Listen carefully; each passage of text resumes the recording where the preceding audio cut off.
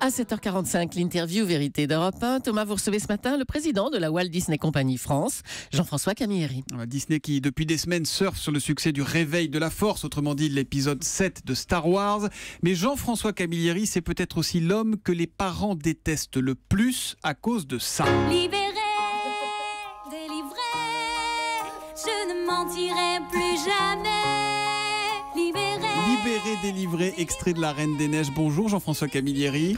Bonjour. Est-ce que vous aussi, vous avez eu l'envie coupable de revendre vos enfants quand ils se mettent à chanter ça à tue-tête ? Non, mais je pense que vous l'aimez bien parce que vous le passez un matin à 7h45 à vos auditeurs. Ah bah ça met de bonne humeur en même temps. Oui, non, tout à fait.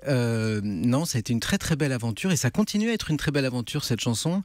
Et ce qui est surtout important, c'est que toutes ces petites filles adorent Anaïs Delva, adorent la chanson, adorent le film et vont pouvoir continuer à chanter la chanson et d'autres, puisqu'il y a encore plein de choses qui arrivent sur La Reine des Neiges. Bon, alors ça c'est pour les enfants. Pour les plus grands, il y a donc Star Wars, sorti le 16 décembre, il y a un peu plus d'un mois. On en est où des entrées aujourd'hui ?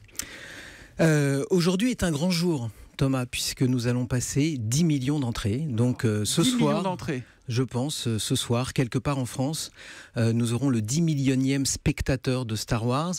Et, il aura un cadeau, vous avez prévu quelque chose ? Le problème, c'est qu'on ne peut pas l'identifier. Donc, non, il n'aura pas de cadeau, mais c'est assez exceptionnel parce que Star Wars va devenir très rapidement le troisième plus gros film américain de ce qu'on appelle la période contemporaine, donc derrière Titanic et Avatar. Il n'y a que 5 films américains qui ont franchi la barre des 10 millions en France. Il y en aura 6 donc avec Le Réveil de la Force ce soir. Voilà. Et surtout sur la période contemporaine sans ressortie, parce que Les Canons de Navarone, Le Pont de la Rivière Kwai sont des films qui sont ressortis plein de fois au cinéma. Titanic, Avatar sont les deux seuls qui resteront devant Star Wars. Et Star Wars a battu beaucoup de records depuis le 16 décembre, puisque c'est le film qui est arrivé le plus rapidement à 5 millions d'entrées, à 8 millions d'entrées. Il va aller jusqu'où, à votre avis, ce film ? Je pense qu'il a encore au moins 1 million d'entrées à faire. Les vacances de février arrivent rapidement. Et on a encore 1 millier de copies, donc et encore beaucoup de fans qui vont voir le film toutes les semaines. 10 millions de spectateurs pour Le Réveil de la Force. Est-ce que vous savez à quoi ressemble le public de Star Wars aujourd'hui ? C'est le même que c'est ceux qui dans les années 70 regardaient les 3 premiers épisodes ou pas du tout ? Non, justement, c'est ce qui est intéressant. On a réussi à attirer beaucoup les femmes qui, a priori, n'étaient pas trop intéressées par le film. Aujourd'hui, 1/3 de notre public est composé de spectatrices. Beaucoup les familles. On a créé une nouvelle génération, puisque le premier film est sorti en 77, donc il y a près de 40 ans, et on avait déjà donc 2 générations de spectateurs intéressés par Star Wars, mais il y a une 3e génération avec des gens plus jeunes, à partir de 8-9 ans, qui sont venus voir le film, découvrir le film en famille, et ça représente plus d'1/4 de notre public, donc c'est des chiffres très intéressants, parce que maintenant, Star Wars est vraiment devenu très très populaire en France, touchant un public de tous âges, de toutes régions, et de toutes catégories. Alors évidemment, les fans qui sont donc nombreux attendent déjà le 8. Il paraît que la sortie a été reportée. Pourquoi ça ? Elle n'a pas été reportée, elle a été adaptée au succès du premier, du 7e. Donc décalée. Décalée en décembre 2018. C'était prévu pour 2017 à l'origine, c'est ça ? C'était... attendez, on se mélange les pinceaux. Non. Décembre 2017. Oui, c'est le 9 en 2018. Voilà. Donc en décembre 2016, on a Rogue One, qui est une histoire adaptée de Star Wars qui se passe au début du tout premier.